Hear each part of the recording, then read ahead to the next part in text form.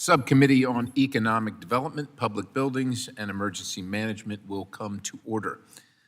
Chair asks unanimous consent that the chairman be authorized to declare a recess at any time during today's hearing without objection, so ordered. Chairman also asks unanimous consent that members not on the subcommittee be permitted to sit with the subcommittee at today's hearing and ask questions without objection, so ordered. As a reminder, if members wish to insert a document into the record, please also email it to documentsti@mail.house.gov. The chair now recognizes himself for the purpose of an opening statement for 5 minutes. I want to thank our witnesses for being here today to discuss reforming FEMA and how we can bring common sense back to federal emergency management. After witnessing the federal government's response to Hurricane Helene last year and the recent Los Angeles wildfires, I, like many Americans, were shocked by many of the stories I heard coming from these communities. I know members of this committee have proposed and Congress has enacted reform after reform to make FEMA and the federal emergency management system work better. Despite these efforts, it seems that nothing improves. And this is not meant to be a beatdown of FEMA, but we can't just keep going the way we've been and expect different outcomes. In fact, the bureaucratic labyrinth seems to have only become more complicated, causing unnecessary delays when disaster strikes. Taxpayers fund FEMA grant programs for states and local governments to invest in mitigation, preparedness, and response, yet many of these programs move too slow, preventing timely and effective action when it is most direly needed. I mean, for 46 years, individual regions should have been reducing risk, the impact of emergencies, and the number of emergencies themselves. And unfortunately, the metrics, including the cost and impact, have all gone in the wrong direction. What we saw in the case of Hurricane Helene is demonstrative of that fact.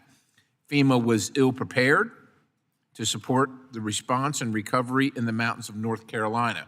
In California, we saw a lack of preparedness by state and local officials, from a lack of water for firefighting to disorganization on the ground, despite literally billions of taxpayer dollars going to California for mitigation, preparedness, and firefighting. On top of all that, there are still over 1,000 open FEMA disaster declarations dating back to Hurricane Katrina, which is over 20 years ago, and well over 5,000 open projects. This raises serious questions about the federal government being the best institution to respond to localized disasters. Federal disaster assistance was created to support state and local governments when absolutely necessary, when the resources required exceed the ability of local agencies to respond. Unfortunately, the result has been to utilize FEMA as the first responder to every disaster occurring throughout the nation. This almost absolute reliance on the federal government is dangerous and costly. FEMA was not designed to be the first responder in disasters. States and local governments are. They know their communities best. They understand the risks, what their communities need, the terrain, and how to navigate it quickly, responding to emergencies. It is critical, therefore, that state and local governments make disaster preparedness a priority and that they budget for it. Let me say that again, and that they budget for it. Have the right people and training in place and ensure that they have the capacity and capability to respond. The current system creates a perverse incentive for states. States are mostly off the hook for meaningfully investing in their own emergency response and preparedness plans because they know they can rely on FEMA stepping in every time, even if it is inartful at best. Meanwhile, FEMA is stretched thin and is so weighed down by self-imposed bureaucratic requirements that they can't respond effectively when called upon or even close out projects going back 20 years. FEMA's ability to function effectively was further undermined as the previous administration pushed its open border, equity, and climate agenda onto the agency, resulting in disaster funding being diverted to ridiculous projects like planting trees to address urban heat islands. It's no wonder that President Trump created the FEMA Review Council and issued an executive order on state and local preparedness. I am hopeful that this hearing will provide valuable insight, as T&I is the lead House committee on FEMA and federal emergency management, because meaningful reform is obviously, absolutely, urgently needed. With that, I look forward to hearing from our witnesses on these topics, and the chair now recognizes the ranking member, Representative Stanton, for 5 minutes for his opening statement. Thank you very much, Mr. Chair. Thank you all for attending this important hearing titled Reforming FEMA, Bringing Common Sense Back to Emergency Management. I am the new ranking member of this subcommittee, and I take federal disaster assistance delivery very seriously, and I look forward to conducting oversight on FEMA's important work. FEMA is where Americans look for help, critical help, after what is likely the worst day of their lives. So it is critical that the agency be postured to respond at all times. For most of its life, FEMA has been an apolitical entity, red state or blue state, it didn't matter. FEMA stayed focused on the mission to help all Americans and kept out of the political fray. Sadly, that is no longer the case today.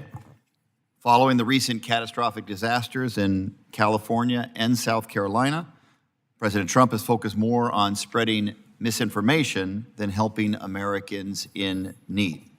Specifically, after the tragic wildfires in Los Angeles, he threatened to condition disaster relief on policy matters that have nothing to do with emergency management. This is simply wrong and shakes the trust that Americans have in their government to come to their aid after catastrophe. That's what FEMA is all about. We should have a discussion about how to improve FEMA, but we should have a baseline, the need that as a baseline, we should acknowledge the need that we have in a federal emergency management agency, specifically there to help states and localities when an emergency goes beyond their ability to immediately deal with it. Yesterday, DHS Secretary Noem added to that uncertainty facing disaster survivors when she said that we're, quote, we're going to eliminate FEMA, unquote, in a presidential cabinet meeting. President Trump responded by saying, quote, great job, unquote. I will never support eliminating FEMA or conditioning aid for emergency disaster assistance. Whether a state is red or blue, they are American and they are entitled to the support of their fellow Americans on their worst day.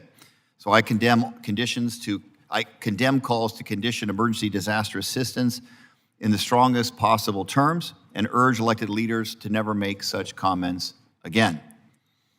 Unfortunately, threats to conditioning life-saving assistance is not the only partisan game happening at FEMA. In February, Elon Musk's Department of Government Efficiency entered FEMA and has been wreaking havoc ever since. They've accessed secure government systems that include disaster survivors' personal information and slowed the delivery of FEMA assistance. I'm deeply troubled to learn that all FEMA grants are now subject to additional review to ensure that they are complementary to President Trump's political agenda. And federal employees are living in fear that they will be fired if they approve the wrong grant payment.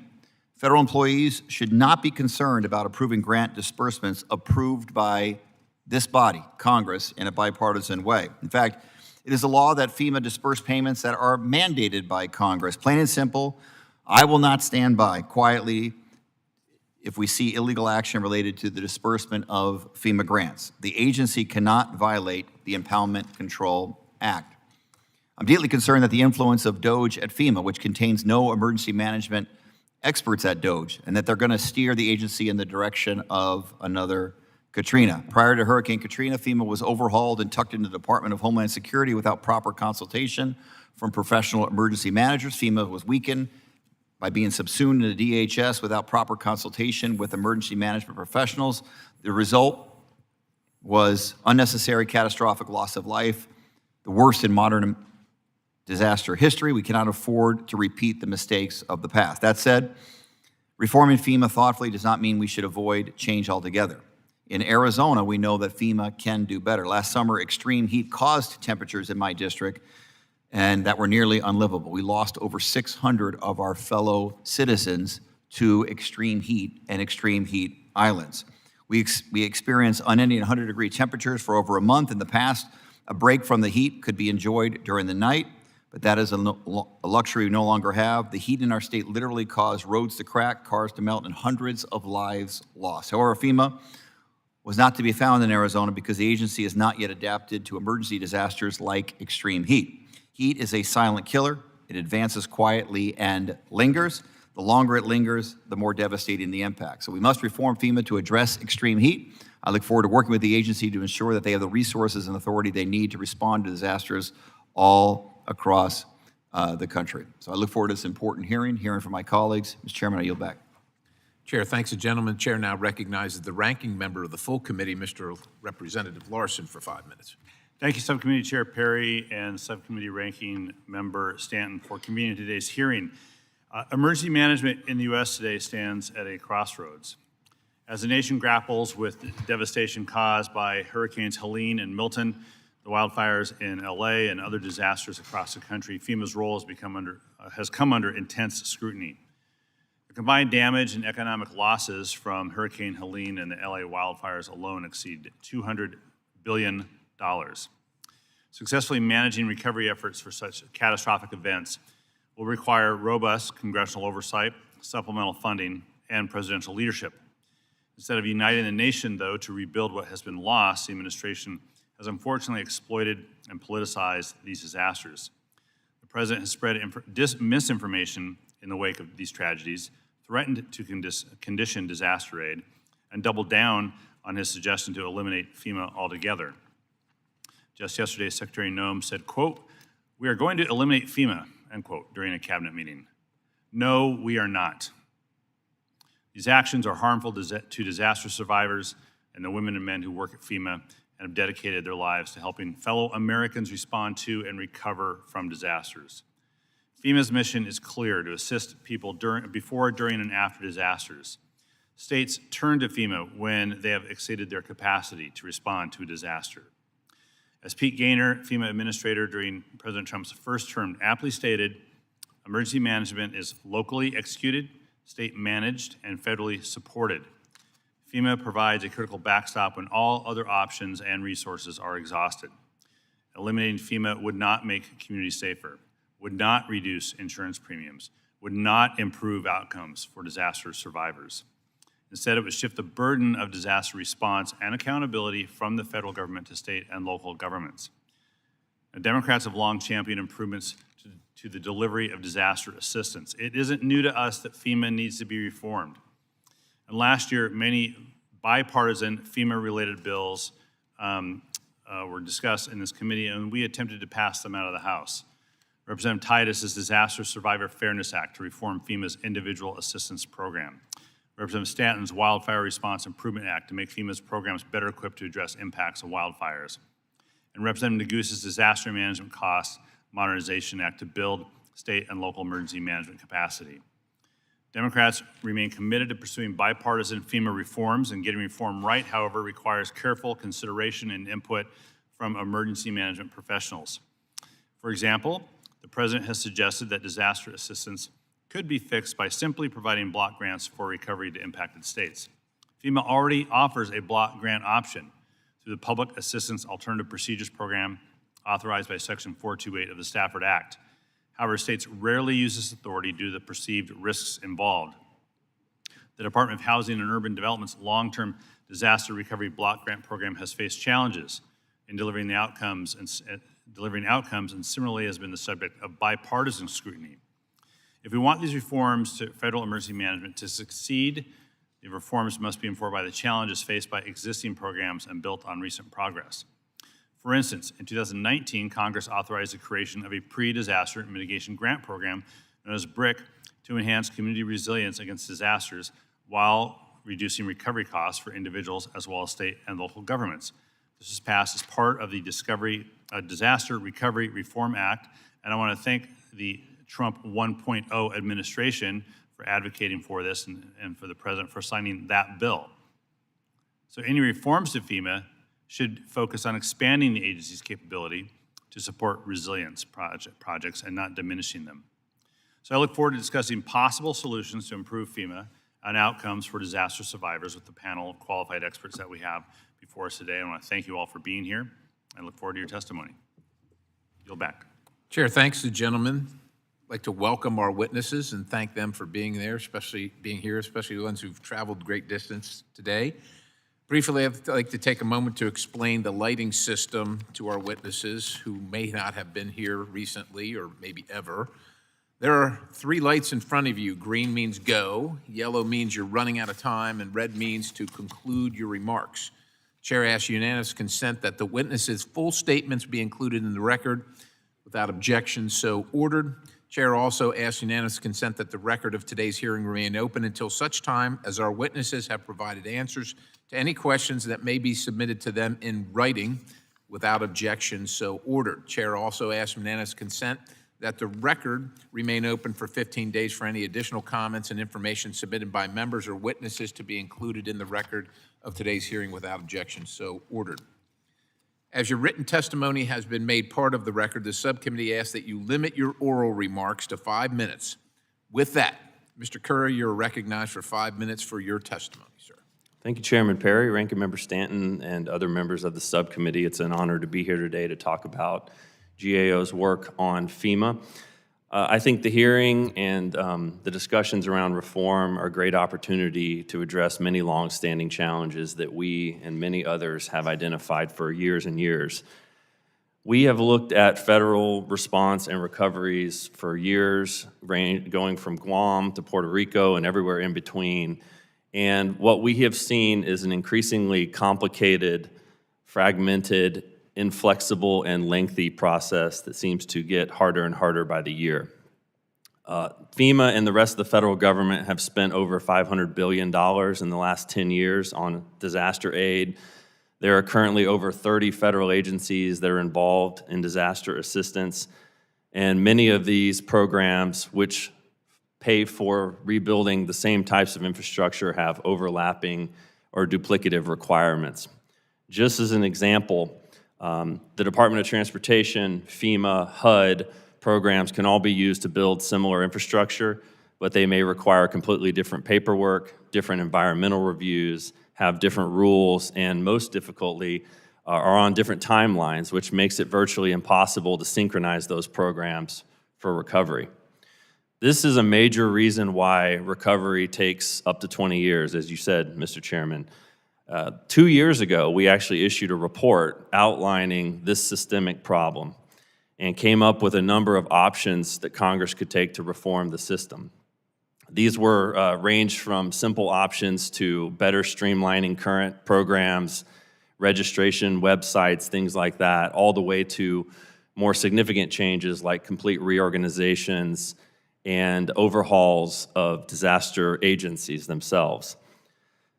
On top of this, as you said, FEMA's workforce is overwhelmed. There are over 600 major disasters, and as you said, over 1,000 fire disasters and all types of disasters going back many, many years that require staffing to address each one of those and thousands of projects.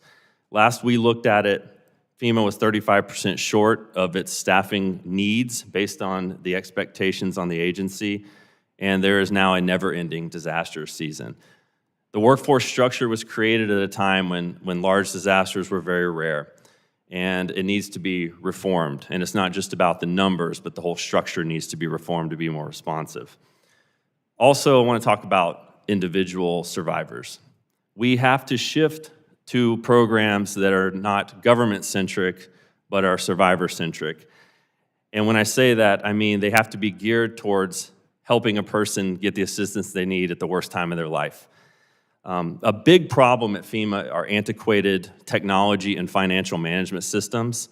These need to be fixed in order for FEMA to be able to deliver the technology solutions that we already have in the private sector to try to intake people and get them the assistance they need.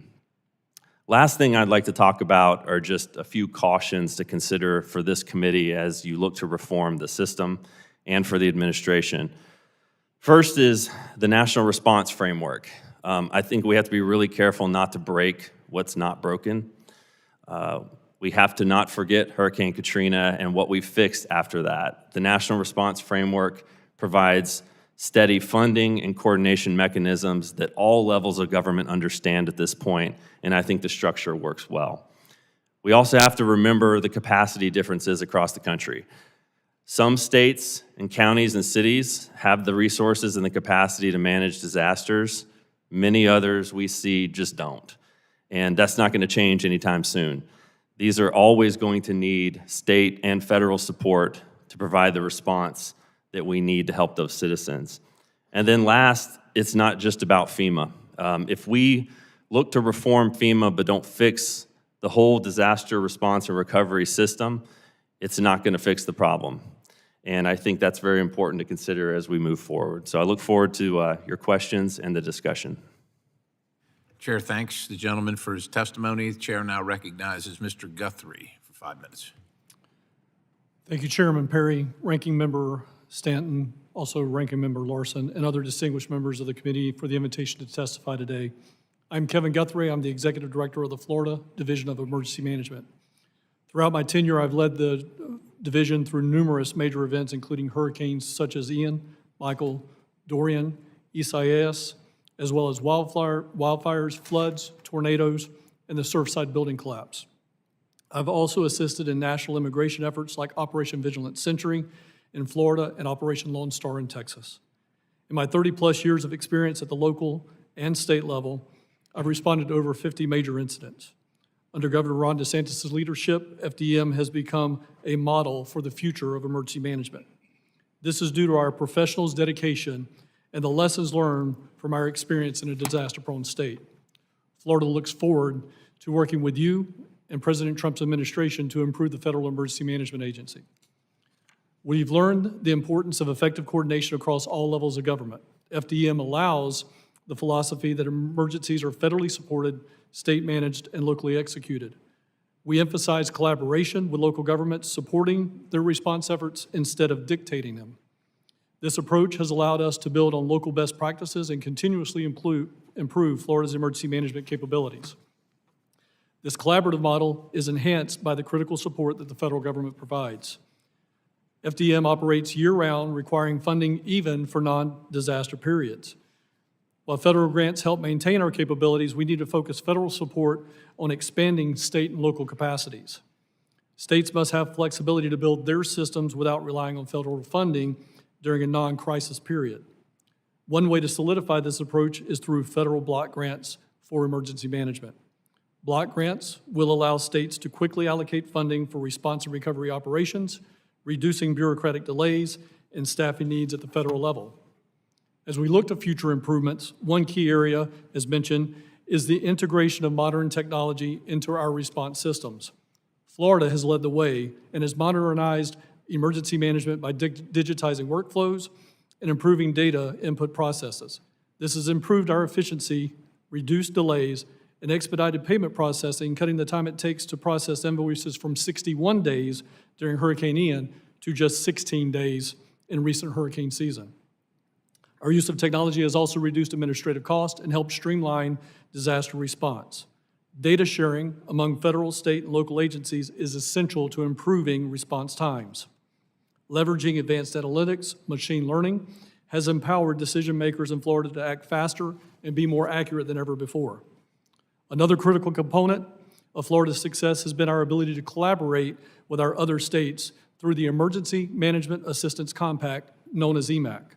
EMAC, which is financially supported by the federal government, has been essential in states receiving aid that they need when they lack the necessary resources to respond and recover independently. Since 2022, Florida has leveraged EMAC in 6 major disasters, receiving crucial support from 39 states. While collaboration has been effective, there are still areas where federal processes could be streamlined to enhance disaster response. There are several ways the federal government can improve disaster response, such as creating a combined federal disaster declaration process. This would eliminate delays caused by separate declarations for separate agencies. Additionally, streamlining disaster case management. And last, grant closeout procedures would accelerate recovery efforts and reduce displacement for survivors. All 3 of these have impacted me directly during my tenure with the state of Florida. As we continue to enhance our capabilities, Florida also emphasizes the importance of operational readiness. FDM maintains a network of strategically located warehouses for rapid resource deployment and implements emergency standby contracts to ensure fast access to critical resources. Routine communication with state, local, and federal partners through the State Emergency Response Team in Florida keeps Florida prepared for disaster. Sir, in conclusion, I would like to express my gratitude for the opportunity to testify before you today. Emergency management is a public safety entity that is essential for protecting lives and property. By improving federal support, we can strengthen our nation's disaster response capabilities and ensure faster recovery for all Americans. I look forward to continued collaboration with you, the committee, and the administration to improve these systems. Thank you. The chair thanks the gentleman for his testimony. The chair now recognizes Ms. Lauder. You're recognized for 5 minutes, ma'am. Thank you, Chairman and members of the committee.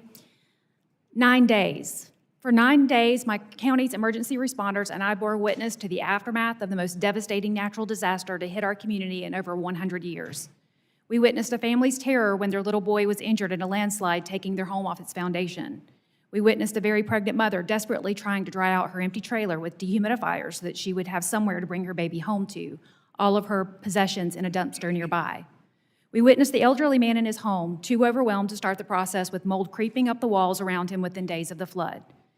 For those 9 long days, our community was trying to grapple with the destruction of Helene, trying to chart a path forward, searching for answers to questions, and without the key partner who was supposed to be at our aid, without FEMA. And it would be 2 weeks after the storm before more than a single worker arrived, despite repeated pleas for help.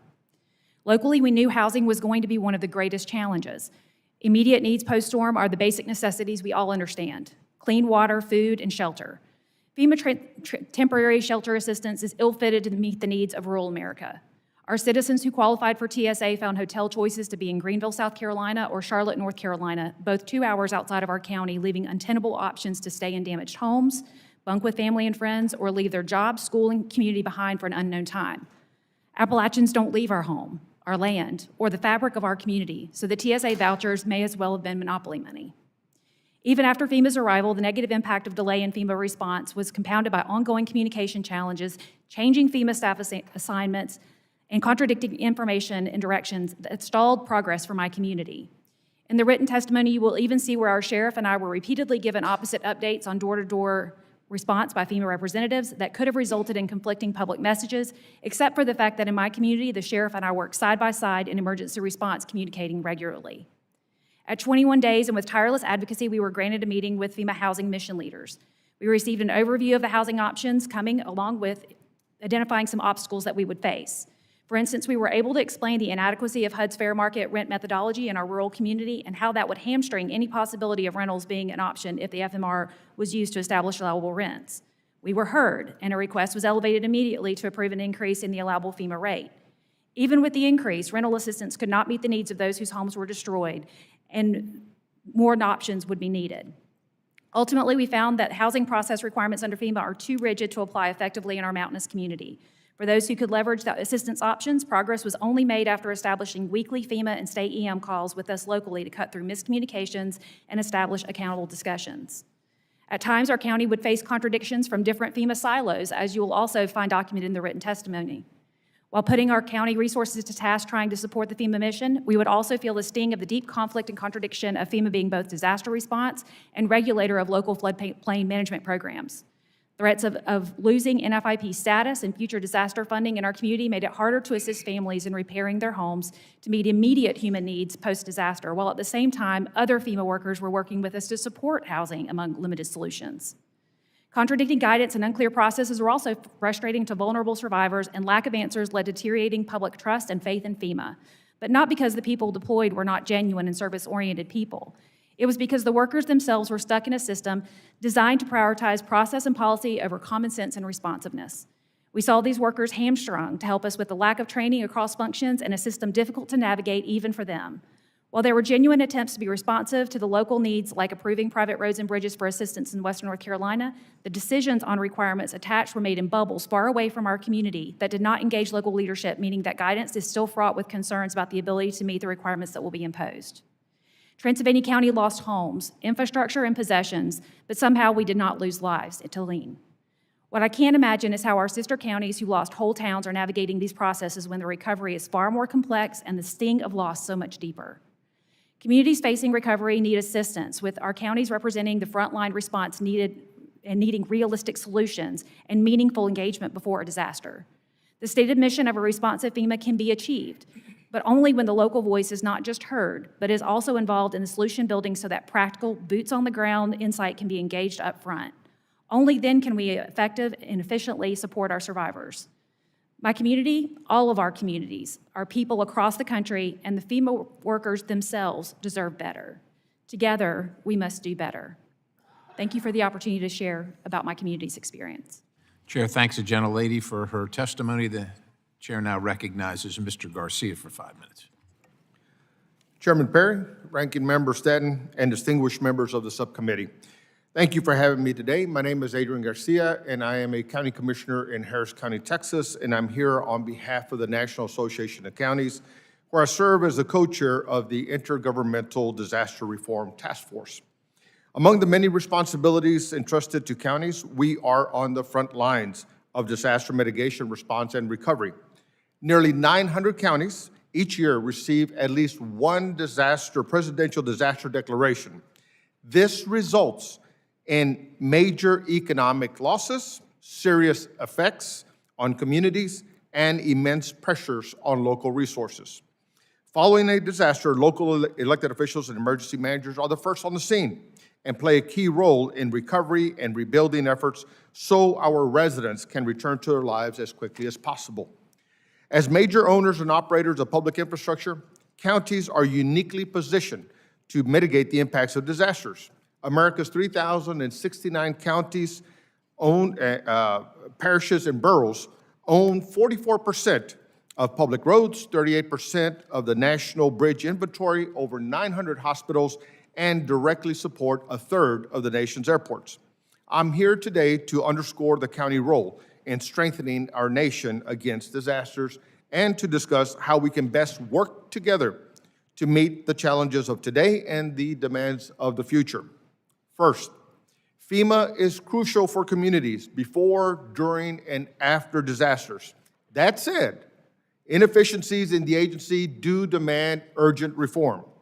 Disaster response, recovery, and mitigation starts local and absolutely ends local. However, these efforts would not be possible without the support from critical federal programs. One such program that counties rely on is FEMA's Public Assistance Program. PA is crucial for helping communities rebuild after disasters, but the lengthy process to receive reimbursement can delay recovery efforts and hinder our ability to restore critical services post-disaster. Last year, NACO conducted a survey of its members that concluded that 1 in 5 counties' longest open PA claim had been in processing between 4 and 6 years. Counties urge Congress to take decisive action to expedite funding for from this PA program, ensuring communities receive the critical resources we need for timely disaster recovery and rebuilding. Second, removing barriers to funding and resources for underserved and disadvantaged communities is absolutely critical. Requiring the completion of complex and burdensome paperwork by communities who are unfamiliar with the process during the most stressful times of their lives can significantly impede progress when it is most needed. Populations that feel the biggest impact are often our underserved and disadvantaged communities who lack the resources and capacity to complete applications and meet critical deadlines. Implementing plain language into applications, reducing bureaucratic red tape, and identifying resources available to assist applicants is paramount to improving the overall resilience of our nation. Counties are supportive of bipartisan legislation like the Disaster Survivors Fairness Act and the Disaster Assistance Simplification Act, which would streamline the application process and reduce redundant paperwork. Finally, counties understand that improving our nation's disaster system relies on a strong federal, state, local partnership. Counties are not merely stakeholders in this conversation. Rather, we are a part of the federal, state, and local partnership of governments that together can work together to share the responsibility of protecting our nation and its residents from disasters. While disasters are inherently local, counties rely on our state and federal partners for critical disaster recovery tools like funding, human capital, and technical assistance. Rebuilding our communities and making them more resilient is only possible with the support of our federal and state partners. Counties stand ready to work side by side with you to improve our nation's disaster response, recovery, and mitigation capabilities to ensure the health, well-being, and safety of our nation and our residents. Chairman Perry, Ranking Member Stanton, thank you again for the invitation to discuss this critical issue on behalf of America's counties. This concludes my testimony, and I'm happy to take any questions. Thank you. Chair, thanks to gentlemen, as well as thanking all the members or the witnesses for their testimony. We will now turn to questions for the panel, and the chair recognizes himself for the first round of questions. I'm going to start with you, Ms. Lauder. I read through a bunch of what you submitted. I'll admit I didn't read through every single bit of it. It's voluminous, emails and correspondence. And as the county manager, I'm not sure, maybe you never thought about the mission of FEMA, but it's to coordinate between the federal agencies and, of course, state and local agencies. But it was never designed to be the command and control and do all the work, right? But that's kind of what's expected of it now. And it seems to me, as the person that's trying to figure that out, you know, in the aftermath of this devastating disaster, like, you don't have time to figure that out. You're just trying to deliver, right? I remember the 2 times we were flooded out of our home. One time we stayed in the fire hall before we moved to a neighbor's house that wasn't affected. Somebody we didn't even know just offered to come take us in. And then the other time was at the township building. And I'm thinking about it, but it seems to me as I read through your correspondence here, much of your county didn't even exist, right? There wasn't any, there might not have been a township building, a fire hall, or a neighbor's house to go to. And so I'm just wondering, from your experience, I mean, you couldn't get answers even about a federally owned property for which to place temporary housing on. You couldn't get any answers on that, let alone the housing. If you were going to give everybody here, which I think are very interested in trying to figure out how to make this work, what would be the one message, you know, as a person who has lived through it and experienced it and been frustrated by it and seen people like you described, living in trailers filled with mold and having no prospect whatsoever of anything changing anytime soon? What would be the one message regarding what FEMA, how it would be different in your eyes if it were going to work? At local government, we were looking for resources. We needed assistance, and what we could not find were how to leverage those resources. The resources that we were offered, like TSA, were very clearly not suited for my community. And so I think the message that I would have is that, number one, communication. If there's resources being offered, we need to understand what those terms are up front so that we can even evaluate whether or not they're going to be effective in a community. The second is there has to be some responsiveness. Whenever we identified issues, whenever we identified resources like the federal property, we had to follow up on that ourselves. We were living a disaster in our own lives. We were living a disaster with our community, and yet we were having to follow up repeatedly in order to try to get any progress or any answers, or even find out if our requests were being heard anywhere. I submitted that property no less than 4 times in 4 different ways. And still, when I got on a call in November to ask about housing, they pulled up a database, and none of those requests managed to get into the database. So I think the 2 messages are that the communication structures have to be robust. They need to happen before the disaster so that we know who even to call. And we also need to know upfront how to use these resources or make those resources more flexible so that whenever we identify what the needs are and how that's going to play out in our community, we can use them. Do you have any indication at this point why it took so long for FEMA to even show up? Right, you're like right after this happened, obviously everybody knows what's happened, but it took days and days. And then I think it's my understanding when they finally did show up, they were headquarters like 90 miles away, which is a fair drive, right? Especially in bad condition.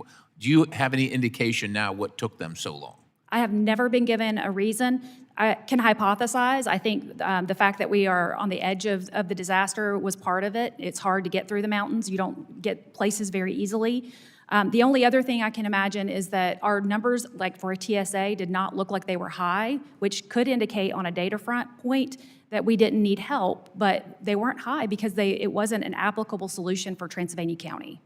Okay, I got a lot of questions and a little bit of time here for each one of you. Mr. Guthrie, you perfected, I think, or at least honed a fraud prevention program in your state. Can you briefly outline how that might be applicable to FEMA? Because there are a huge amount of fraud in the FEMA dollars that are spent, and we'd obviously like that not to be the case. Yeah, thank you, Chairman Perry, for that question.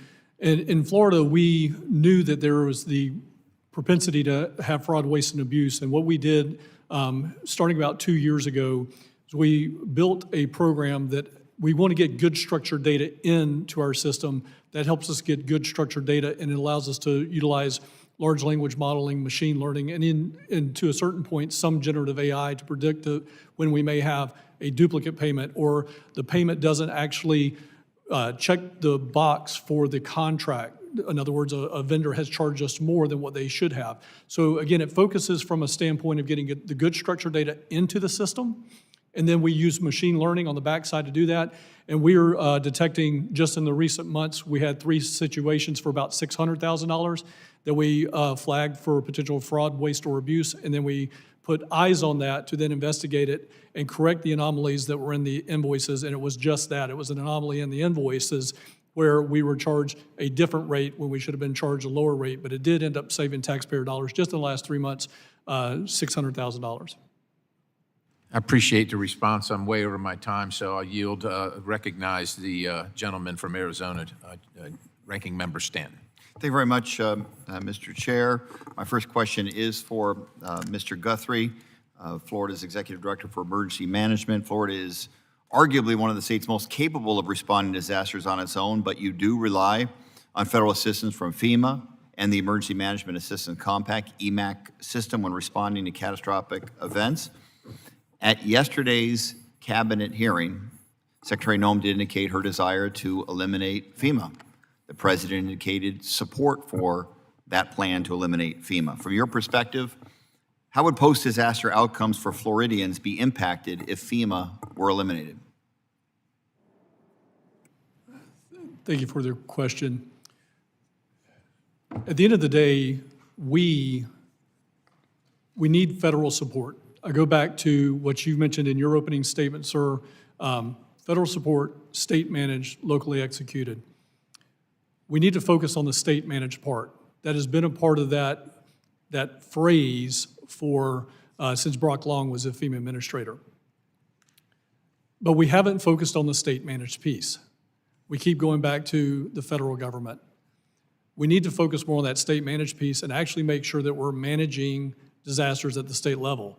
We're allowing local levels to execute in a common sense approach while we need federal support.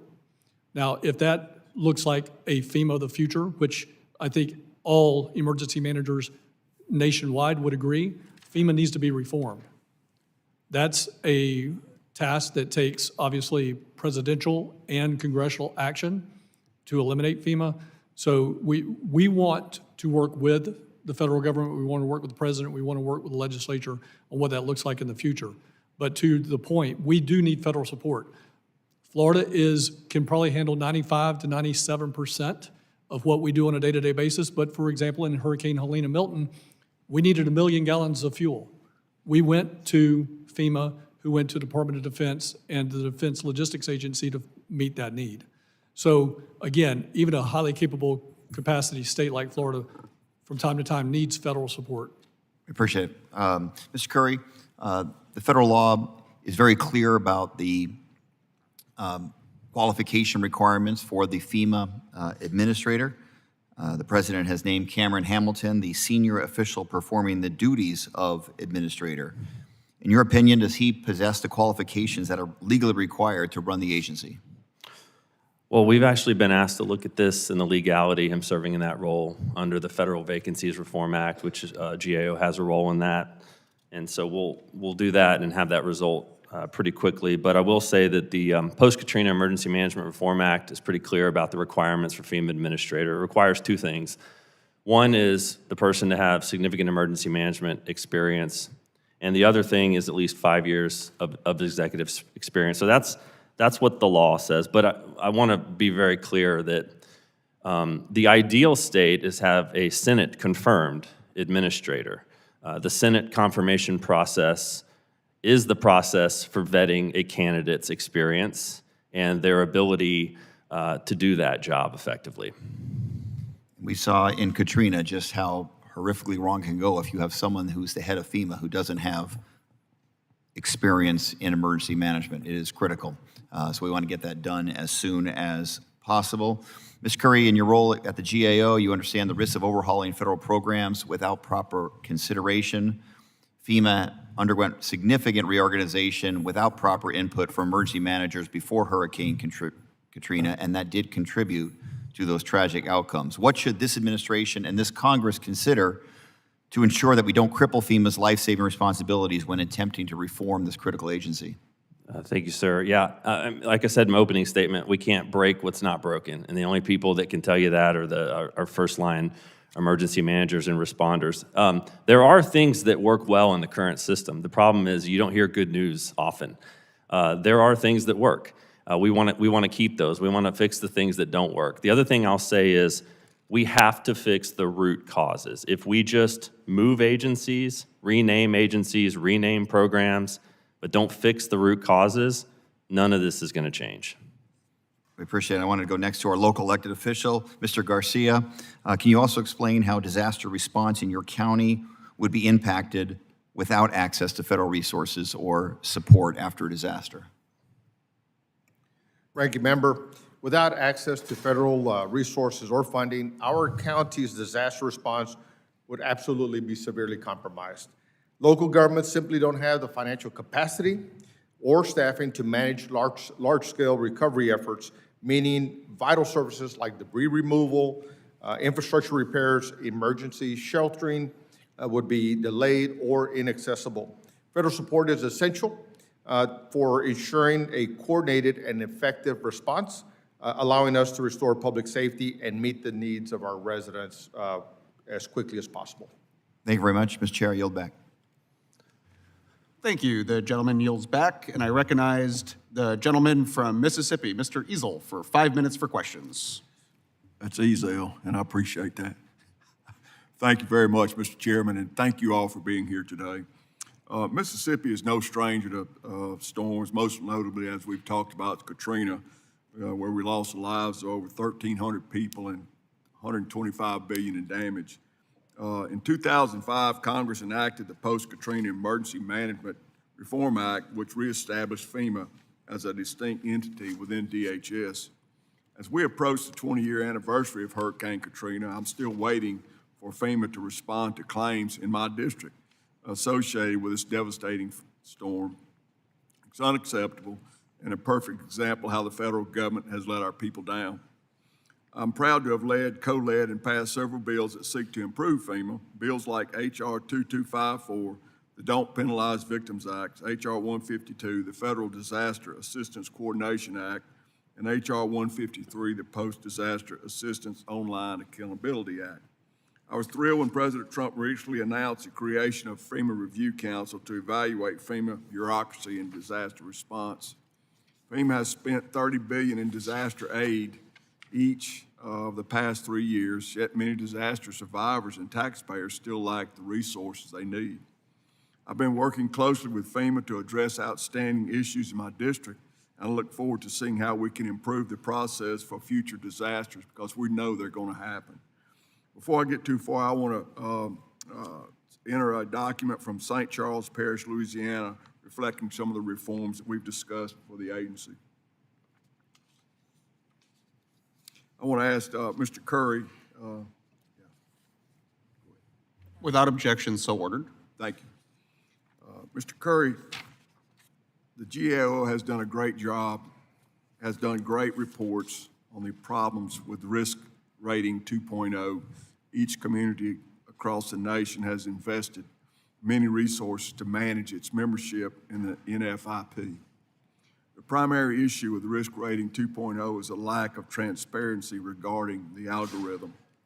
This results in communities being unable to make decisions to target resiliency projects, plan future growth, formulate effective policies, or simply ensure that they're not wasting resources.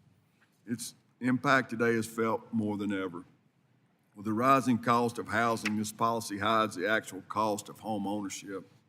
Mr. Curry, could you reflect on the damage and concerns attached to the lack of transparency of Risk Rating 2.0? Thank you. FEMA has a huge challenge with the National Flood Insurance Program. The idea behind Risk Rating 2.0 is the right one, which is you want to assess each house's individual risk to a disaster and not just assume that everybody in an area has the same exact risk. The challenge is that if your house is at higher risk, your premiums are going to be higher. So they're trying to get the program to the point of solvency or close to solvency because it's never been solvent. It's $20 billion in debt. And honestly, sir, it's up to the Congress now to decide what they want this program to be. Do they want it to be an insurance program or do they want it to be a federal disaster assistance program? As long as premiums do not cover the cost of the program, a large portion of the flood insurance program is a disaster aid program. Thank you. What reforms could resolve the possible damage that Risk Rating 2.0 can have on families and communities in general? Well, there's a number of different options that have been put out there. For example, state or federal programs to help supplement homeowners of a certain income level or certain income threshold, just like we do with other programs who are basically going to be priced out of a certain market because they can't afford the flood insurance. Well, they barely afford the mortgage and then barely afford the flood insurance on top of that. And there's a number of options like that, but unfortunately, there's no easy options that will drive down the cost. It's going to be very expensive, and somebody has to pay for the cost, either the taxpayer, the state, or the federal government. Thank you. Should some of the procedures within NFIB be standardized and transparent to ensure that communities can effectively use their resources? Absolutely. I mean, that's key. And FEMA, through its flood mapping project, should be very transparent about the risk of each individual property. And so, I mean, they have a long way to go in implementing this program and making sure there's transparency. Thank you. If I may have just another 30 seconds. No objection. In my home state of Mississippi and also along the Gulf Coast, after the hurricane, FEMA just came in there and blanketed just about the whole area that was flooded and just moved all the flood maps. Since then, and since I've been in the Congress, I have worked tirelessly trying to get some sort of order back in place so that we could, this is a once-in-a-lifetime storm, and it's not happened again. And I just got to say that it's been very frustrating. They have the flood maps, but they don't know how to implement them, and we're waiting for those things to get implemented. And that's very frustrating to people who are trying to buy, build, or have a live future on the Mississippi Gulf Coast. So with that, if you got any way that you could tell them to hurry up and get those things adopted, we sure would appreciate it. Mr. Chairman, I yield back. Thank you. The gentleman yields back, and I recognize the gentle lady from Michigan, McDonald Revitt, for 5 minutes for questions. Thank you very much. I want to start just by thanking Chairman Perry and Ranking Member Stanton for holding this hearing on what seems to be a bipartisan level of frustration.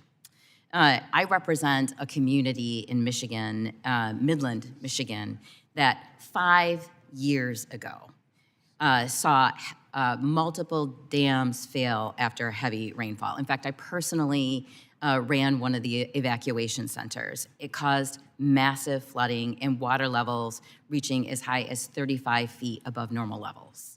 Thankfully, no one died in that, which I actually just think is a miracle. But it resulted in over $200 million in damages And not only did it decimate our infrastructure like our roads and bridges, it destroyed homes that families had lived in for generations and small businesses that families had dedicated their entire lives to. So here we sit 5 years later.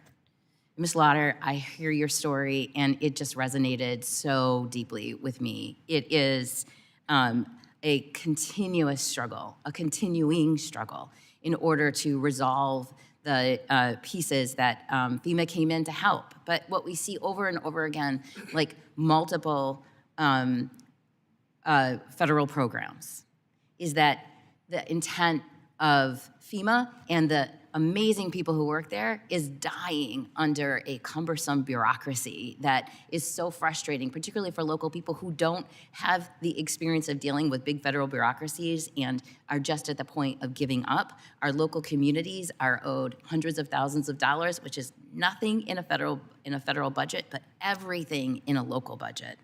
So I do want to just say that I understand the frustration. But what I'm not understanding is the suggested remedy, which is a suggested elimination of FEMA, and also the suggestion that this actually can be solved at a local level if states and locals would just budget more appropriately, which, having been a state senator on the Appropriations Committee, I can tell you states cannot handle this just by budgeting. Handling this on their own, and in particular when we're simultaneously considering extensive cuts, including $880 billion from our Medicaid program. I mean, it just defies common sense. But I do think we have to do something, because we can't tolerate this, and my local community still sits there and waits, and I hope it doesn't take 5 years for you. But I hear you, Mr. Curry, when you were talking about, okay, what can we do?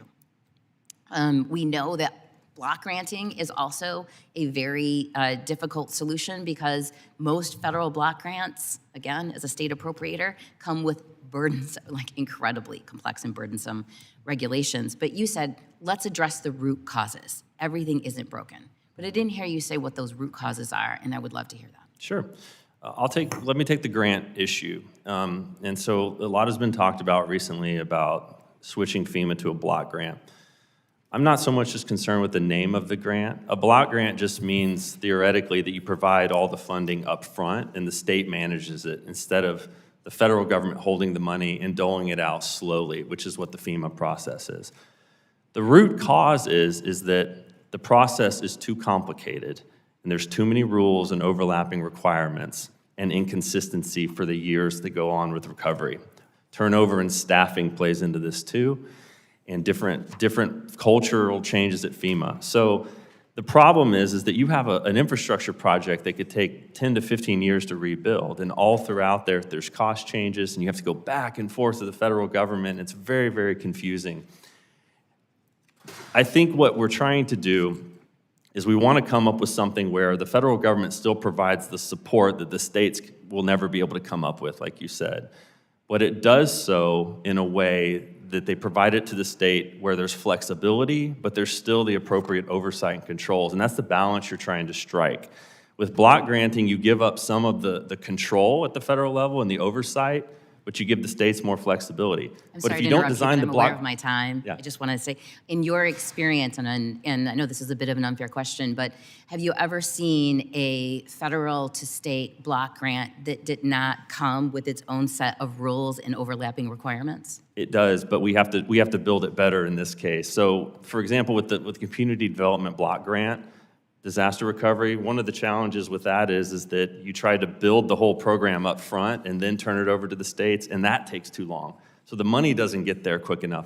We have to build this system and the rules and requirements up front, get the states up to speed on it, get everyone familiar with the process, build their system so they can manage this amount of money so it can be turned over much quicker. And that's very possible to do. Thank you, Mr. Chair. Thank you. The gentlelady yields back, and I recognize the gentleman from Utah, Mr. Kennedy, for 5 minutes for questions.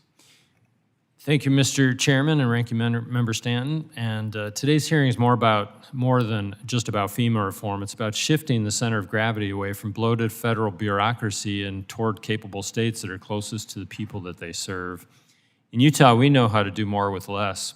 we invest wisely and build strong partnerships between the state and local governments. That same principle, clear, locally led coordination between state and local governments, should guide how we approach emergency management across the country.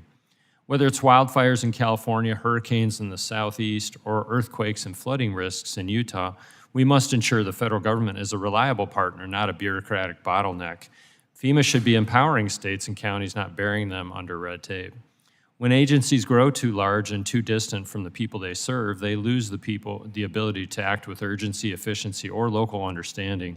Emergency management is just one example, but it's a critical one.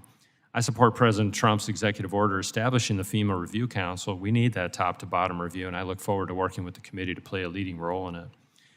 I had a few questions for, we'll start with Mr. Curie and Mr. Guthrie. We've talked about block grants, and both of you have mentioned that in your testimonies. Can you give me some more specifics about if we were to do something like that? How would you do that without fraud, waste, and abuse, but also cut the red tape and allow that money to be used immediately? And start with you, Mr. Curie. Yeah, sure.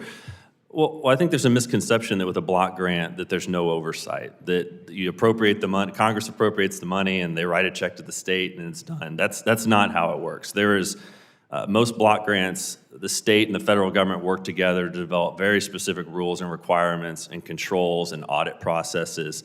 It's just more of the money is delivered up front. So it's going to take some time if you develop this into a block grant to train and build the state's capacities. Some states, like Florida, probably is going to be very quick. Other states, it's not. Other communities, it's not. And so it's possible to do this, but I also think this needs to be very different than other block grants that we've created before. Thank you. Mr. Guthrie? Thank you for the question, and it somewhat goes to the previous Congresswoman's question as well. I'll give you two examples of where we can really speed this up. Number one, environmental historical preservation. In the emergency management community, I have several state directors sitting behind me. That is where projects go to die. It could take 4 to 6 years to get that done. Every state has an environmental and historical preservation officer. Why are we duplicating effort on that? Let the state do their job. Let us document the file and put that as a part of the file. We can speed that process up by at least 90% savings in time. I'll give you another example. The Consolidated Resource Center. I would move to abolish the Consolidated Resource Center. Again, that is where people send us RFIs, numerous RFIs, hundreds of RFIs, requests for information. Again, the state is responsible for managing its grant, whether it's a block grant or if it's a traditional grant. We do that. But the number of RFIs that come out, and one of our individuals from Alabama talked about, he literally had to give some type of minute piece of information in a debris removal claim. That's insane. So those are two examples of where that's already happening at the state level to document those state actions. It should be a part of the file, and we move on. Thank you for those suggestions. And Mr. Garcia, if I could ask you a question about the counties, and I agree with the potency of counties, and I think that was a big part of your statement. The question that I had is the hierarchy that you would consider associated with counties, because the governor is generally in charge of the state. The idea of the federal government, for example, giving grants to a county directly and subverting the role of the governor, I'm curious how you would, if you were to see federal funds flowing, would you have those funds go directly to counties, or would you have them go to the governor and subsequently to the counties? What is your thought about that? Well, some counties have capacity, like Harris County. We're very fortunate in that regard, but not everybody does. And so we absolutely need to find ways to work with both entities where you work through the states in some regards. But for example, in places like Oregon. Oregon is a state that has experienced some delays in reimbursements for their recovery process, but places like Hamilton County has had to suspend current bids because they're just struggling with some of that process. But I think you find ways to work both with the counties and the states who have capacity and some who struggle with it. Thank you very much for that answer. Mr. Chair, I'm committed to helping bring common sense and efficiency to this program. It's an essential program, but I think there's better ways that we can do it. And thank you to the witnesses for their willingness to come and educate us about this. With that, I yield back. Thank you. The gentleman yields back, and I recognize the gentlewoman from Nevada, Ms. Titus, for 5 minutes for questions. Thank you very much. Earlier, the ranking member of the full committee mentioned, and I appreciated it, the Disaster Survivor Fairness Act that I had introduced with my colleague from North Carolina, Representative Edwards, Republican. This would streamline federal assistance for disaster victims and expand FEMA's authority to help make homes more resilient for future disasters. I'm pleased that NACO endorsed this legislation. It was a pleasure speaking to you, Commissioner Garcia, and other members of NACO about this topic earlier. In your testimony, you urged federal policymakers to remove barriers to funding and resources for underserved and disadvantaged communities. How would creating a universal application for individual disaster assistance help in that effort that you mentioned? Thank you for the question. The reality is that making sure that the barriers are removed, as I mentioned in my testimony, is very, very important. It is critical that we make it plain language, as is suggested in the two pieces of legislation that I mentioned, the Survivors and Simplification Act. Those speak to the challenges that many of our underserved and disadvantaged communities struggle with.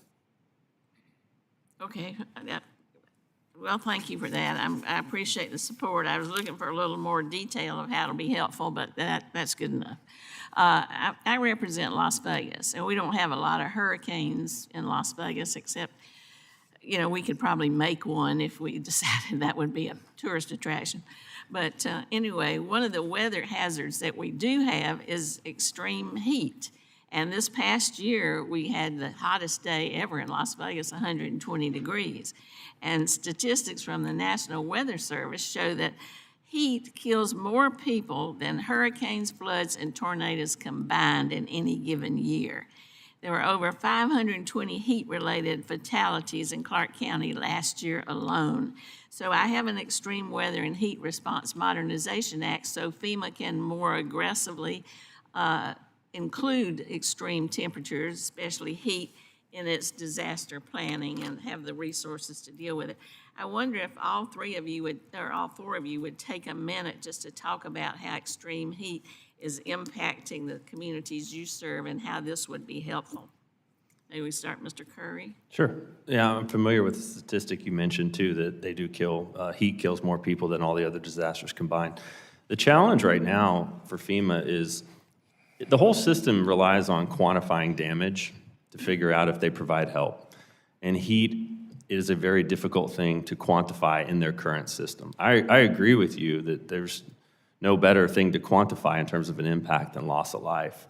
But right now, their declaration process relies on damage to infrastructure, and it's very hard to show acute damage to infrastructure from heat. And so that's one of the reasons that you don't see more disaster declarations. So I think we're gonna have to look at that if we're gonna change it. Kind of hard to say when it starts and when it stops, you know, like a storm or something. Yeah, and it does damage infrastructure. Yeah. I mean, it damages roads, bridges. I mean, it's just harder to quantify it acutely because it happens, like you said, over a long period of time. Railroads. Anybody else? We do have extreme heat situations inside of Southeast Florida, specifically Miami, but this is a great example of the federally supported, state-managed, locally executed. In Southeast Florida, they plan for as that a part of their hazards that they respond to on a local level, and they do that on a day-to-day basis when we have those issues. If they need assistance from the state, they ask for assistance from the state. So the system does work in Florida. With cooling stations and things like that? Yes, I think the chairman mentioned it wasn't a good idea to plant trees to offset heat islands. I couldn't disagree more with that. But anyway, so locally you're doing some things? so locally, Southeast Florida, Southwest Florida, those counties approach it differently, but they are locally executing on that situation. Anybody else real quick? I do want to suggest or offer that in my precinct, just as an example, I have a public works department. We absolutely, and my staff told me that the heat damage can be identified in various pieces of infrastructure. But as it was stated, it's very difficult to quantify. But we do know that extreme heat is an issue for many of our NACO members, and we do have data that we can pass along to you to help craft some thoughts around that issue. It'd be great. I know our ranking member represents Phoenix area, and we share some of these common problems, so that'd be very helpful. Thank you. I yield back. Thank you. The gentlelady yields back, and I recognize the gentleman from California, Mr. Kiley, for 5 minutes for questions. Good morning. Mr. Guthrie, I commend the work you've done in Florida to strengthen your state's capacity to respond to disasters quickly and effectively and to thereby mitigate and minimize the threat to life and property. Unfortunately, my own state, California, has not been quite so forward-looking in terms of its disaster response capabilities, and this was put on shocking display for the whole world with the recent tragic, catastrophic fires in Los Angeles, as we bore witness to an empty reservoir, to fire hydrants that wouldn't release water, and other basic failures of preparedness for which the residents of Los Angeles are now paying such a high price. So do you have, number one, some best practices that you might share with our state for how it can do better in the future? And number two, thoughts on how the ongoing effort to reform FEMA might actually itself help to spread those sort of practices? Thank you, Congressman, for the question. First and foremost, in Florida, we do not respond based on whether or not we're going to get federally reimbursed. The governor of the state of Florida, the legislature support emergency management holistically, and they expect us to respond not worrying about if we're going to get reimbursed or not. Unfortunately, not every state, every city or county has that option. They have to wait to respond to see if they're going to meet a threshold or so on to seek FEMA reimbursement. I think another thing that was very, very obvious to me in that particular disaster is you had the local officials such as the fire chief, sheriff, and things of that nature, but nowhere on that dais or that podium did you see the emergency manager. They were treating it as, in my opinion, sir, they were treating it as still a fire. They were treating it still as a traffic issue. They had a much more complex issue, and I know that Nancy, the California State Director, was involved, but again, emergency management was not there on the day. The Los Angeles County Emergency Management Director was buried in the back. I never saw the City of Los Angeles Emergency Management Director. And this is more of a systemic problem across the country in that what is emergency management? That's something our own National Emergency Managers Association is grappling with, and we're going to try to help define for Congress and others in the future is what is emergency management, that we can all agree that this is what emergency management does. But I think those are some of the issues. As far as FEMA goes, I know that the Regional Administrator, Bob Fenton, was there, and he was heavily involved during that time frame in the Hearst fire that you speak of. FEMA was present. However, again, state managed, getting it to the point where you can get that state involvement very early on, working with your local emergency managers to push funding down, start doing the things. For example, in the Hearst fire, they got paralyzed, the attorneys paralyzed that response, worried about the environmental hazard that was going on to clean up the debris. We deal with that every single day across this country. We know what to do. Let us separate it. Let us put it in the appropriate landfill, tier 1, 2, or 3, based on the hazardous material, and let us move forward. Do not stop the operation because there's hazardous material. We deal with that every single day.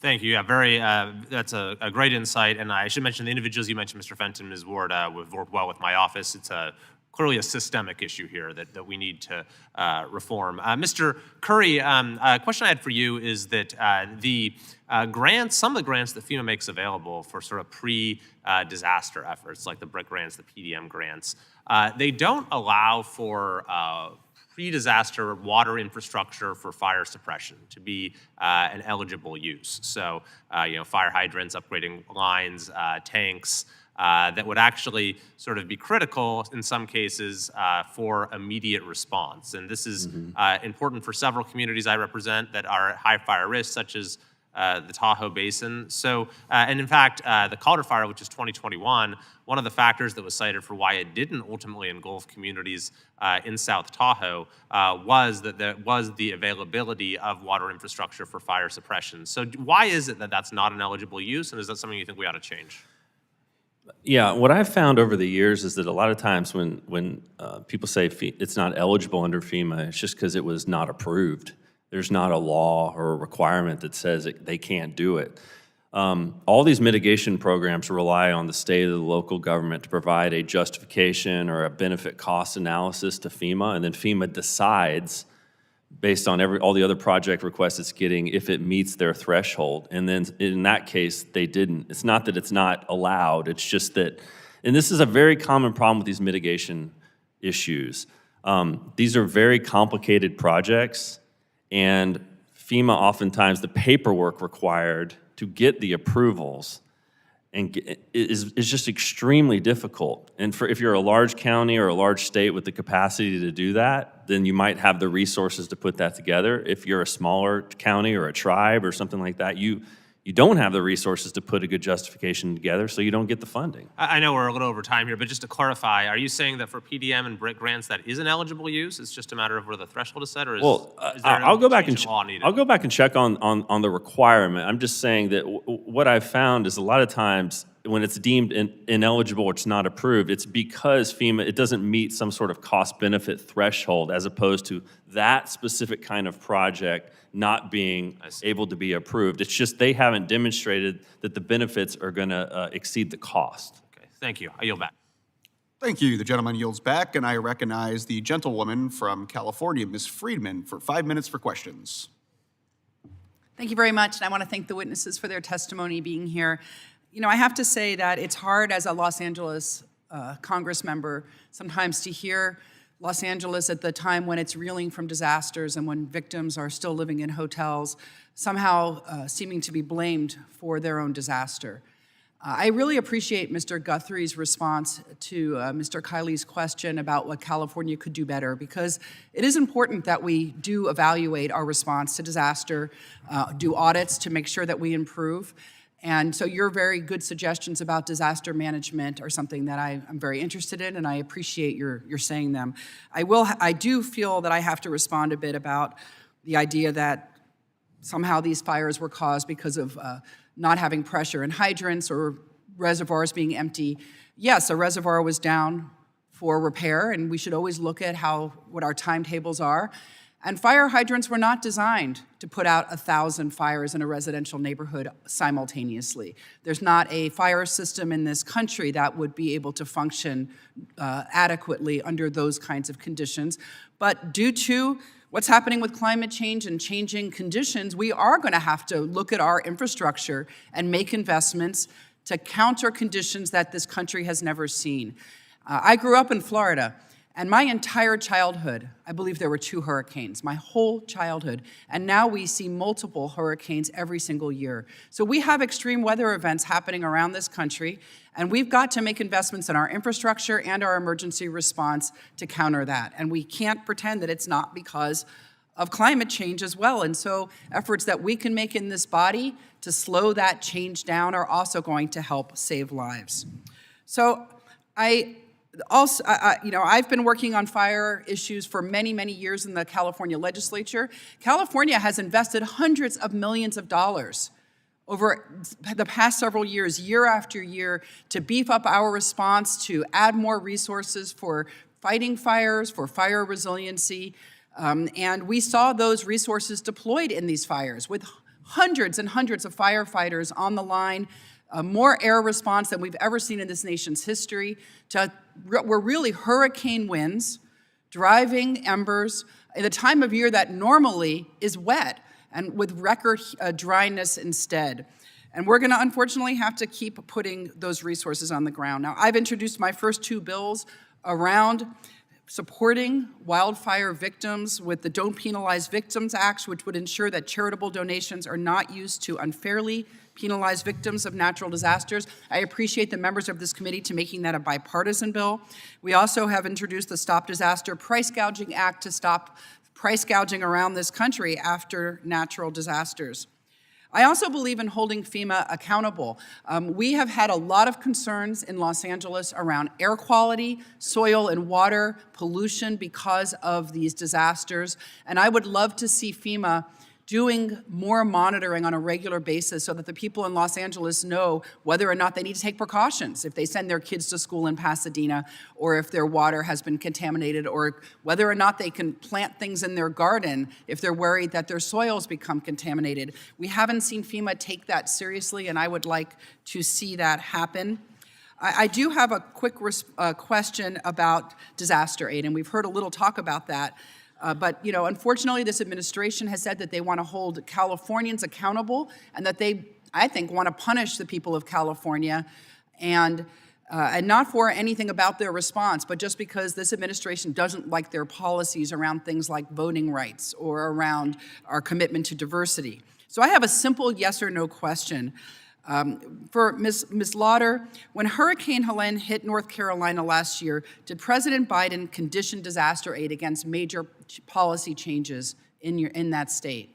It was a yes or no question. No. Thank you. Mr. Guthrie, when Hurricane Milton hit Florida last year, did President Biden condition disaster aid on the people of Florida? No.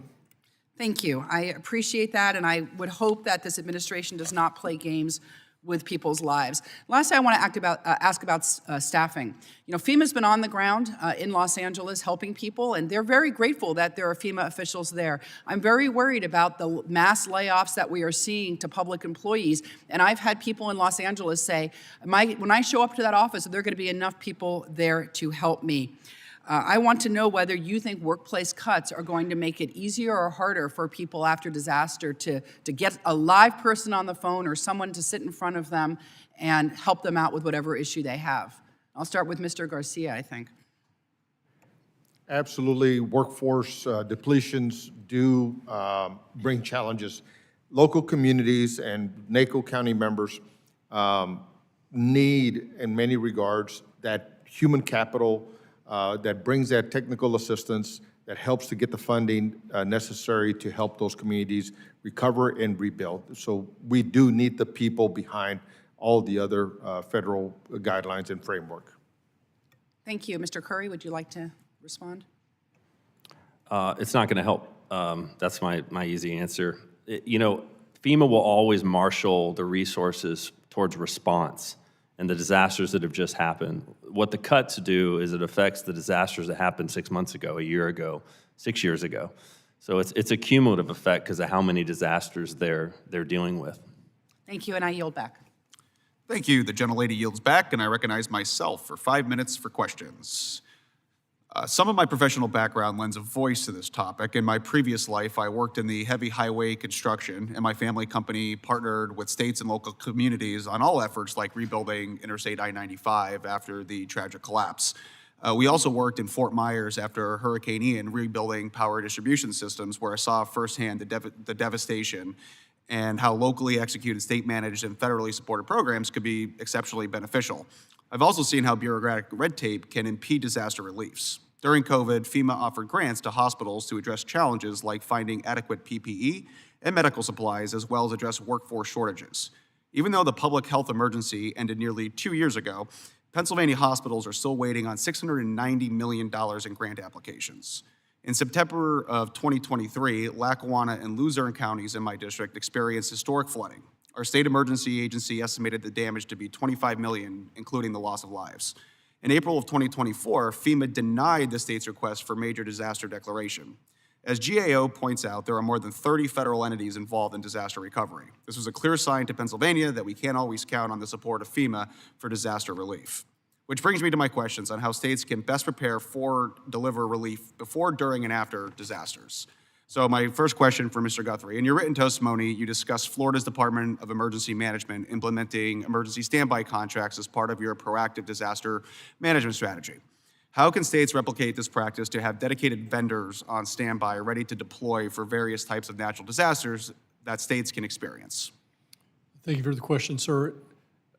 It's very easy to do. These are $0 contingency contracts put in place where we already know who the bidders are. One of the issues with FEMA is when you need, for instance, a direct housing program, they have to then go to contracting right then and there.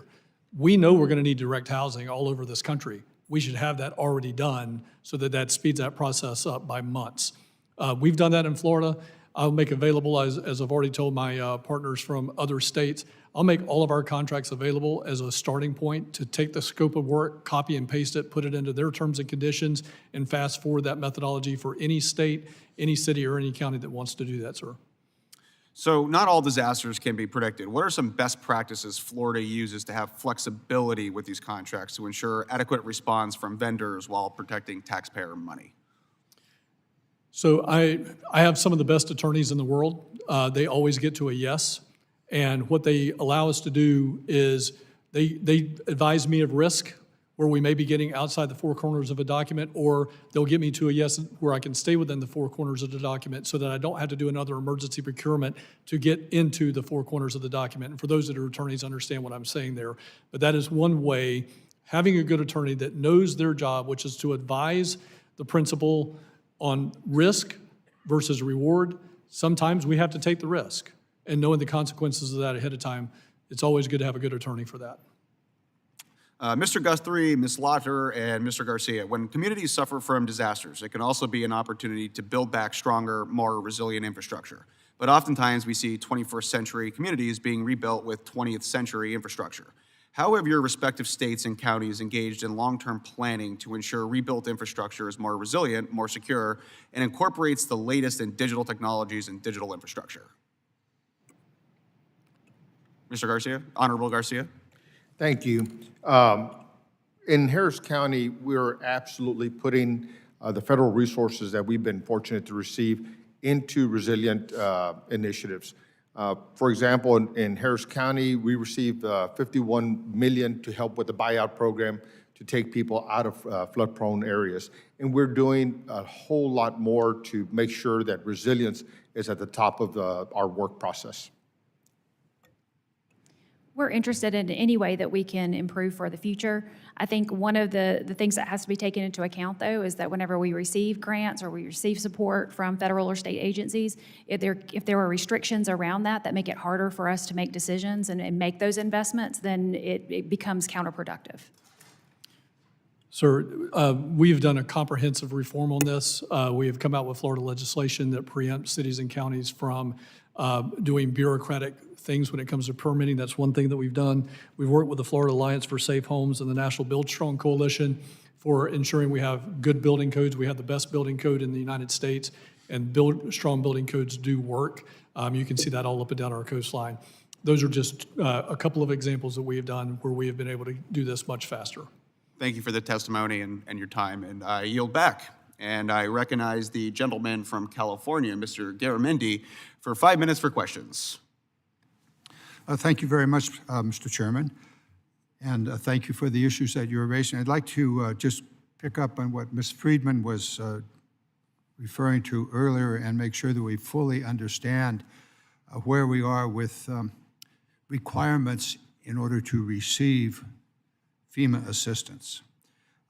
Mr. Curry, is there any example in the past where a FEMA assistance program, disaster assistance, was conditioned on in any way? Are you familiar with any of that? I'm not familiar. The only thing I would be familiar with is if it's conditioned on using that for resilience purposes, for building back better than it was before. I do want to come to that. Mr. Guthrie, you answered no to the question that Ms. Friedman raised about conditions. Is it your view that there should be conditions for the emergency assistance being available to a disaster area? Should there be preconditions? There should not be preconditions. However, again, to the mitigation piece, benefit cost analysis, should we be applying a BCA to a situation where we want a house out of the floodplain, we want to build a house stronger? Just because we meet a number, does that make sense? I don't think so. So I think there should be some preconditions to some programs that say we should waive this or we should make this stronger. Fair enough. And I would appreciate your coming back with the specifics that you're referring to. Certainly flood, we've been in and out of that for the 15 years I've been here, and yes, we're making some progress. The The other area that I want to go to deals with the GAO report. You had 60 recommendations in the GAO report. It would seem to me that this committee its time would be very usefully spent going through those. Mr. Curry, in your testimony, you highlighted, I think, 4 specific areas. I'd like you to revisit those in the next minute or so, the 4 priorities that are on your mind for the legislative policy changes that this committee should spend time on, that you believe we should spend time on. Yeah. Those 60 recs cut across 4 areas, as you said. First is streamlining the federal disaster recovery process, because it's fragmented. Mm-hmm. The next is... Fragmented among multiple agencies. Exactly, 30 agencies, to be sure. Better delivering disaster aid to survivors, making that easier for individual survivors. Reforming the FEMA workforce is number 3. And then number 4 is using our resilience dollars and making resilience programs easier to navigate for state and local governments. All right. And in each of those areas, you had specific ways in which the improvements could be accomplished, that is legislative. Yeah, absolutely. Well, actually 2 years ago, before the reform discussions even started, we recommended that Congress set up its own commission to look at disaster recovery because we were so frustrated that the agencies for years, we were making recommendations, they weren't implementing them. And also this issue cuts across so many committees of jurisdiction. So it is rare that we would recommend something like that, but we thought the problem was large enough that it was warranted. Well, you've given me direction on how I should spend my time, and hopefully the committee would similarly spend time on the details of each of these, streamlining multiple federal agencies, maybe eliminate or at least change the way in which they presumably should work together, individual assistance programs. Could you be a little more specific about that? Well, changing our aid programs to the individual survivor from being government-centric to customer-centric. And what I mean by that is right now, the survivor has to extract the money out of the federal government through a lengthy, frustrating process. And because of that, they don't get everything they could possibly get. Thank you. Mr. Guthrie, you're nodding your head, and the rest of you would think this is something we ought to deal with?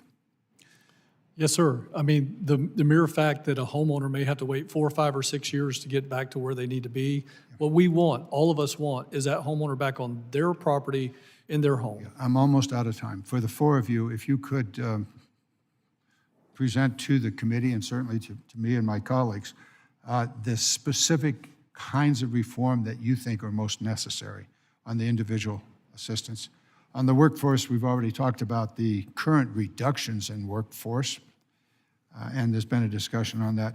With regard to resiliency, FEMA does have a bit of a problem in that Build Back Better is not in their lexicon, or at least in the regulations that they administer. So we need to be aware that we need to change and encourage FEMA to look to resiliency, that is, really do Build Back Better. More details, I'm out of time. Thank you very much, gentlemen and lady. Thank you. The gentleman yields back, and I recognize the gentleman from Missouri, Mr. Onder, for 5 minutes for questions. Thank you, Mr. Chairman, and thank you to the witnesses for being here today. Mr. Curry, the GAO has conducted numerous audits of FEMA's disaster relief spending. Has your office identified instances where FEMA funds have been used to provide aid to illegal immigrants, whether it be housing assistance or otherwise, and could you provide examples? Yes, we did a report a year or 2 ago. I'll have to get back to you on the specifics on the Emergency Food and Shelter Program, which, as you know, Congress authorized that program for FEMA to provide assistance to cities to help support the influx of migrants. Okay, and that was, do you recall when Congress authorized that program? It was in the last Congress, but I have to get back to you on the details. It was 118, okay.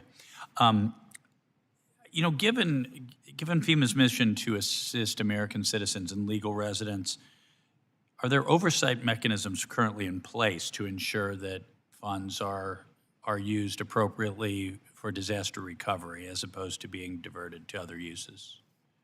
Yes, sir. I mean, the disaster relief fund is closely monitored, and there are many controls over the payments that come out of that and go to the states. And it's not just at the federal level. FEMA has its own controls, but then it goes to the states, like Mr. Guthrie's state.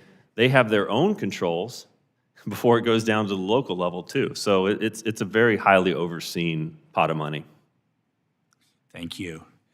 And Ms. Laughter, as a county official, have you encountered concerns about residents about FEMA's aid distribution being inconsistent, influenced by non-disaster factors, perhaps political factors? We have not seen that. We have seen frustration from our survivors of being able to access the funds that they should be able to access, and difficulty in getting any answers. The 800 number that a lot of our survivors were referred to for a long time could not be connected. So they really expressed a lot of the frustration around those components. Got it. So in your testimony, you also stated that when a widespread disaster occurs, there must be a system in place to support response and recovery because local governments do not have the capacity to maintain the ability to handle a response at that scale during non-response times. Based on your experience with Hurricane Helene, what role do you think the federal government should play versus the state governments and perhaps the local governments? I think they both need to play a role, and at the end of the day, at the local government level, we just need a system that works. What do you think can be done to improve communication between FEMA employees and the state and local officials involved in disaster recovery? What we experienced was a lot of silos where we could ask a single question to one worker. They did not even know themselves how to get an answer to a question that was outside of their training or outside of their silo. So communication is a huge component in training. Okay, thank you. I yield back. Thank you. The gentleman yields back, and I recognize the gentleman from Alabama, Mr. Figures, for 5 minutes for questions. Thank you, Mr. Chair and Mr. Ranking, for hosting this hearing and for all of the witnesses being here. I want to start by recognizing Alabama's Director of Emergency Management, Jeff Smitherman, who is in the audience with us, and also thank you for your near 30 years of service to this nation's military. So thank you, and thank you for being here, and thank you for what you do in the state. Our state was just hit by a round of thunderstorms, and your office kept us abreast of what was going on and kept us well prepared. Fortunately, well, I guess both fortunately and unfortunately, the damage did not rise to a level of a federal, or at least that's my understanding as of this morning, that it will not likely rise to the level of a federal emergency, but yet some rural areas did take hits and there were some losses, some lives lost in that storm. Ms. Laughter, I'm going to do something that I don't think you've probably gotten in this process, and that is, I believe it was Maya Angelou who once said that people, they don't remember everything about you, but they will certainly remember how you made them feel. It sounds like FEMA didn't make you and your community feel very good. And so on behalf of all of us, I was not in Congress at the time, but on behalf of everybody on this committee and everybody that serves in federal government, I want to say that I am sorry because our government should be there for our people. And I know you guys have experienced that in Florida as well, so I want to apologize on behalf of all of us and commit to doing better and using my position here to make sure that we're not making other communities feel the way that you felt. And I mean that as a kid that was born in Hurricane Alley, where names like Aaron and Opal and Danny and Georges and Katrina and Ivan, they mean a little bit something different to me. Hell, I was literally born during a hurricane in September of 1985, Hurricane Elena. So I know a little bit about FEMA. I know a little bit about communities that need their recovery, need their help, but we needed to be efficient and we needed to be quick and we needed to be effective. And so I want to start, at least my first question is, look, it seems that this problem is bigger than just FEMA. You've mentioned 30 agencies being involved in this process. So how by fixing FEMA are we resolving the entire problem? Or is there a broader scope of inquiry that we need to be addressing these efforts on? And we can just go down the road, Mr. Curry. Yes. Unfortunately, FEMA is the face of response and recovery for the federal government. But when you look at the funding, it's spread all over the federal government, and each of those agencies has their own rules, programs, requirements, and timeframes. And so when those all come together, it creates a very confusing system and process if you're a state or local emergency manager. Mr. Guthrie. Thank you, Congressman. You know, I would say, yes, we need a comprehensive review of the scope, mission, and structure of FEMA, but I would even say, take that to the macro. We need a comprehensive review of the scope, mission, and structure of every agency that is a part of the federal family that responds to disasters. Because again, FEMA is a coordinating element. They're not the command and control element. They're the coordinating element. But when you have, if you're a fisheries, aquaculture, you got to go through, I believe it's the Department of Commerce. If you're in agriculture, you go through the U.S. Department of Agriculture. If you got something that's on a FHWA roadway, you're going through DOT. That's at the public level. Imagine if you're an individual that's, dependent on Section 8 housing, you're going through HUD. If you're with DCF, you're going through maybe another HHS agency. We have got to figure out, again, comprehensive review of the scope, mission, and structure of the federal family to streamline that into one single application, whether it's for public sector or individual assistance sector. We've got to get to that level. I don't want to cut you off, but I want to give Ms. Laffer because I want to get one more question in for Mr. Garcia. I agree. I think it is more complicated than just FEMA. We have an example right now of private property debris removal. We have a farmer that has 300 bales of spoiled hay from the flood, and he cannot access the private property debris removal because he falls under USDA. And he also cannot get direction from the same agency of how to access USDA in order to get relief. Right. He just needs help. Right, Mr. Garcia. With so many agencies involved, it does cause confusion, or would cause confusion. So, and at all levels, for the local community as well as the residents at heart. So, comprehensive review absolutely is necessary. All right, and then Mr. Garcia, just for you, you mentioned in your opening testimony, you mentioned about underserved and disadvantaged communities, and that particularly resonates with me. I'm in a very poor district. For the most part, individual median income is just around $30,000. So these are people that can't afford to rebuild on their own. So my question for you is, in those communities that have been hit by storms, particularly hurricanes, tornadoes, where we see those blue tarps go on those roofs, we go back too often, and those blue tarps are still there years later. In fact, sometimes decades later. How can we better streamline resources to get into those communities? Thank you. And I will tell you that streamlining the process is absolutely critical. As I mentioned, both the legislation that is being proposed, Disaster Survivors and the Simplification Act, all of those things are going to help us remove the barriers that the communities could face. And so we need the support by FEMA. So staff shortages at FEMA do not help us move forward.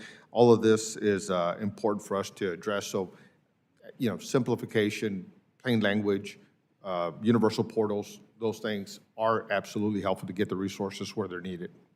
Thank you. I yield back, Mr. Chair. Thank you for the overage. Thank you. The gentleman yields back. Are there further questions from any members of the subcommittee who have not been recognized? Seeing none, that concludes our hearing for today. I would like to thank each of the witnesses for your testimony. The subcommittee stands adjourned.